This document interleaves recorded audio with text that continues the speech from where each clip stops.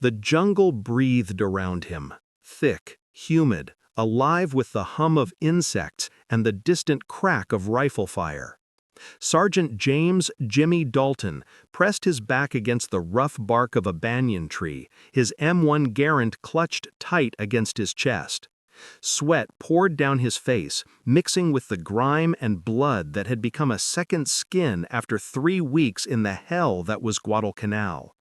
It was October 1942, and the darkness of the Solomon Islands night had swallowed his patrol whole. Somewhere out there, in the black void between the trees, Japanese scouts were closing in. He could hear them, the soft rustle of leaves, the careful placement of boots trying not to snap twigs. They were hunting, and Jimmy Dalton was alone. His squad had been scattered during an ambush 2 hours earlier. Radio contact was lost.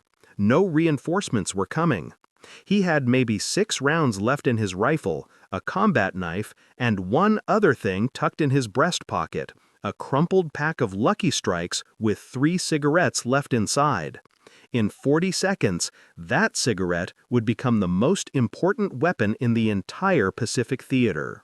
If this story already has you hooked, hit that subscribe button, because what happens next will leave you speechless. Let's rewind to understand how Sergeant Dalton ended up in this impossible situation. The Battle of Guadalcanal had been raging since August 1942, when U.S. Marines landed on the island to seize a critical Japanese airfield. It was America's first major offensive operation against Japan, and the fighting was brutal beyond imagination. The jungle itself was an enemy. Dysentery, malaria, heat exhaustion, and venomous creatures killed almost as many men as bullets did. But the Japanese were the true terror. They were masters of jungle warfare, moving through the dense foliage like ghosts, launching surprise attacks in the dead of night, using the terrain to devastating effect. Dalton's unit, part of the 1st Marine Division, had been tasked with reconnaissance missions deep into enemy-held territory. Their job was to locate Japanese positions, count troop movements, and report back to headquarters. It was dangerous work, the kind that required nerves of steel and a willingness to accept that you might not make it home. Jimmy Dalton had both. At 24 years old, this former factory worker from Pittsburgh had already earned a reputation for staying calm under fire. His men trusted him because he never panicked, never made rash decisions, and always seemed to find a way out of tight spots. But tonight was different. Tonight, the jungle had turned against them. The patrol had been moving through a dense section of rainforest when the ambush came. Japanese Type 99 rifles erupted from the undergrowth on 3 sides. Tracers lit up the darkness like angry fireflies. Men screamed, bodies fell. In the chaos, Dalton had grabbed 2 wounded privates and dragged them into the brush, ordering the rest of his squad to scatter and regroup at the rally point 3 clicks north. But as he moved through the jungle, helping the wounded men to safety, he realized the Japanese weren't just ambushing, they were herding, pushing the Americans toward a killing zone. Dalton made a split-second decision. He told the 2 privates to crawl west toward the river while he moved east to draw the enemy away. It was a sacrifice play, the kind that officers write medals for, if anyone survives to tell the story. He fired 3 shots into the darkness, shouted orders to imaginary soldiers, then bolted deeper into the jungle. The Japanese scouts took the bait. They followed him. Now, an hour later, he was cornered. His heart hammered in his chest as he listened to the sounds growing closer. There were at least 4 of them, maybe more. He could hear their whispered commands in Japanese, the metallic click of rifles being readied. They knew he was close. They were tightening the noose. In a few minutes, they would find him, and then it would be over. Dalton's mind raced. He couldn't fight 4 men with 6 bullets. The odds were suicide. He couldn't run. They would hear him and cut him down before he made it 20 yards. He needed something else, something unexpected, something that would make them hesitate long enough for him to gain an advantage. His hand moved instinctively to his breast pocket, feeling the crumpled pack of Lucky Strikes. And in that moment, an idea formed. Crazy, desperate, and just insane enough to work. He pulled out a cigarette and his Zippo lighter. The Japanese scouts were maybe 30 yards away now, moving in a loose arc, closing the circle. Dalton could see the faint outline of one man's silhouette against the slightly lighter sky visible through a gap in the canopy. His thumb flicked the Zippo open. The sound seemed impossibly loud in the silence.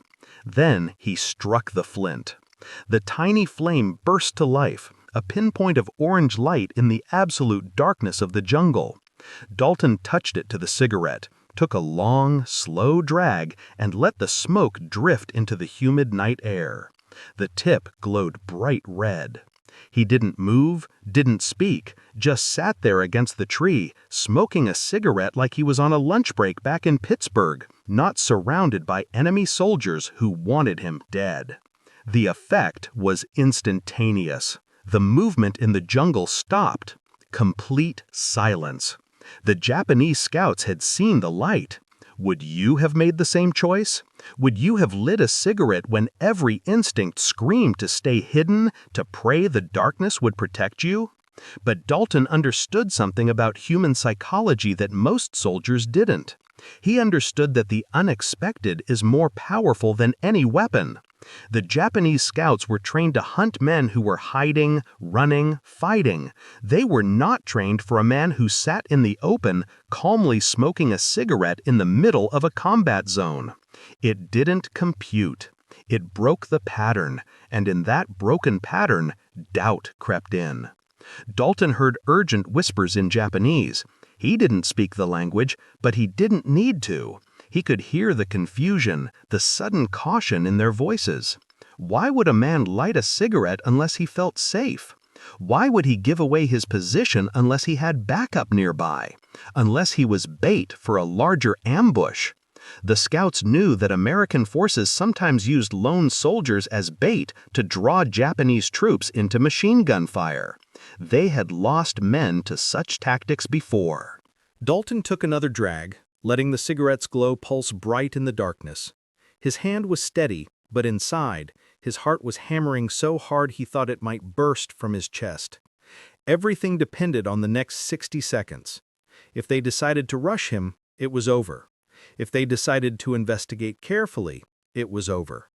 But if they decided to pull back and regroup, if they let doubt override aggression, then he had a chance. More whispers. Then, incredibly, Dalton heard something he never expected, the sound of careful retreat. The Japanese scouts were backing away. They were withdrawing. The cigarette bluff was working. But Dalton knew better than to celebrate. He remained completely still, taking slow drags from the Lucky Strike, keeping the tip glowing. He needed to sell the illusion completely. A man who was bait wouldn't move. A man who was confident in his backup would sit exactly where he was and wait. So Dalton waited. 5 minutes. 10 minutes. The sounds of the Japanese scouts grew more distant, moving away through the jungle. Only when he was certain they were gone did Dalton finally move. He crushed out the cigarette, tucked the butt into his pocket, leaving no trace, and began moving north toward the rally point. His legs trembled from the adrenaline crash. His hands shook as he reloaded his M1 with his last few rounds. But he was alive. The cigarette had saved his life. Imagine standing there, heart pounding, as history holds its breath around you. This wasn't just luck. This was the American spirit in its purest form. Quick thinking, nerves of steel, and the courage to try something impossible when all conventional options had run out. This was why the United States would ultimately triumph in the Pacific, because men like Jimmy Dalton refused to accept defeat even when surrounded and outgunned. It took Dalton another 3 hours to reach the rally point. He moved slowly, carefully, stopping every few minutes to listen and watch. The jungle was still alive with danger. Japanese patrols were everywhere, searching for scattered American survivors from the earlier ambush. Twice more he had to hide, pressing himself into the mud as enemy soldiers passed within feet of his position. But the cigarette trick had given him something invaluable: time. The scouts who had been hunting him had pulled back to report a possible American trap, which meant the search pattern had shifted away from his escape route.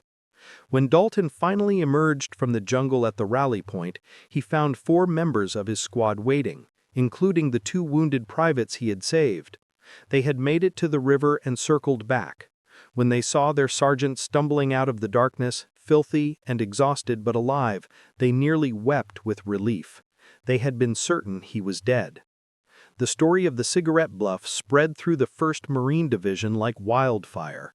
At first, many officers didn't believe it. The idea seemed too absurd, too reckless. But Dalton's squad backed up every detail, and intelligence officers confirmed that Japanese patrol activity in that sector had suddenly shifted that night, consistent with a false report of an American ambush. The enemy had indeed been fooled. Was this bravery or madness? The line between the two is often razor-thin in combat. But what separated Sergeant Dalton from countless other soldiers who died in similar situations was his ability to think creatively under unimaginable pressure. He didn't just react, he analyzed. He understood his enemy's mindset. He weaponized their own caution against them. That kind of tactical intelligence, combined with ice-water courage, is what made the American fighting man so formidable in World War II. The cigarette incident became a teaching point at officer training schools after the war. Instructors used it to illustrate the importance of psychological warfare and unconventional thinking. Military strategists studied it as an example of how individual initiative can change tactical situations when conventional options fail. But for the men of Dalton's squad, it was simpler than that. It was proof that their sergeant would do whatever it took to bring them home. Dalton continued to serve throughout the Guadalcanal campaign. He participated in several more reconnaissance missions, each one dangerous, each one pushing the Marines closer to securing the island. In February 1943, after 6 months of brutal fighting, the Japanese finally evacuated Guadalcanal. The Americans had won their first major land victory against Japan. The tide of the Pacific War had turned. Could anyone else have pulled this off? Perhaps. But it happened because one American sergeant refused to give up, refused to panic, and refused to let the darkness of a jungle night become his grave. He took the most ordinary object imaginable, a cigarette, and turned it into a weapon more powerful than any rifle or grenade. He turned the enemy's own tactical caution against them. That kind of innovation wins wars. Sergeant James Dalton survived World War II. He returned to Pittsburgh in 1945, went back to work at the steel mill, married his sweetheart, and raised 3 children. He rarely talked about the war. When people asked about his Silver Star, awarded for exceptional valor in combat, he would change the subject. The medal sat in a drawer gathering dust. For Dalton, the real reward was simpler. He had brought his men home. He had done his duty, and on one impossible night in the jungles of Guadalcanal, he had proven that American courage and American ingenuity were an unbeatable combination. The cigarette he used that night, he kept it. The crushed, unsmoked portion remained in a small box on his dresser for the rest of his life. His children found it after he passed away in 1987, along with a handwritten note that read, "Sometimes the smallest things make the biggest difference. Never give up, even when the darkness seems complete." That message echoes across the decades. It speaks to every generation that has faced seemingly impossible odds. It reminds us that victory doesn't always come from superior firepower or overwhelming numbers. Sometimes it comes from one person's refusal to accept defeat. Sometimes it comes from seeing possibilities where others see only death. Sometimes it comes from a lucky strike cigarette and the courage to light it in the face of the enemy. The story of Sergeant Dalton's cigarette bluff is more than just an interesting footnote in military history. It's a testament to the character of the American soldier, resourceful, brave, and willing to take calculated risks when the situation demands it. These are the qualities that won World War II. These are the qualities that defeated fascism and preserved freedom for the world. These are the qualities that continue to define the United States military today. In the end, World War II was won by millions of such moments, individual acts of courage, quick thinking, and determination performed by ordinary Americans who became extraordinary when their nation needed them most. Some of those moments happened on famous battlefields whose names everyone knows: Normandy, Iwo Jima, the Battle of the Bulge. But many happened in obscure places, witnessed by only a handful of people, recorded in dusty after-action reports that few would ever read. The jungle clearing where Jimmy Dalton lit his cigarette was one of those places. No monuments mark the spot. No plaques commemorate what happened there. But for 8 men who made it home because their sergeant refused to quit, that clearing was as important as any famous battlefield. These stories remind us why courage matters and why freedom was never free. Subscribe now and join us again for more untold tales of World War II.